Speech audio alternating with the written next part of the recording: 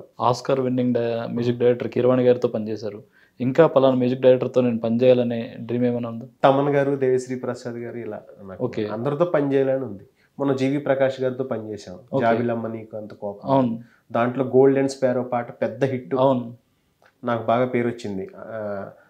అలాగే అదే సినిమాలో ఏది అని ఒక పాట ఉంటుంది, అది కూడా చాలా పెద్ద హిట్. ఇప్పుడు జీవి ప్రకాష్ గారితో పనిచేశాను.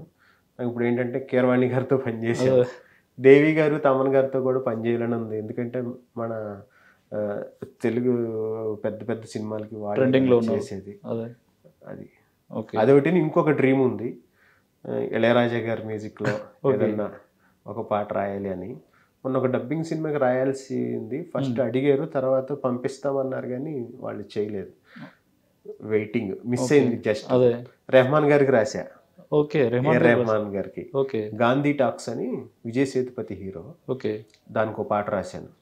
ఆయన చాలా మెచ్చుకున్నారు రెహమాన్ గారు. అయితే ఇద్దరు ఆస్కార్ అవార్డ్స్ వచ్చిన మ్యూజిక్ డైరెక్టర్స్ పాటలు రాశా. ఇప్పుడు మీరు చెప్తేనే అనుకుంటున్నాను. అవును, గ్రేట్. రెహమాన్ గారు, మన కీరవాణి గారు ఇద్దరికి రాశాను.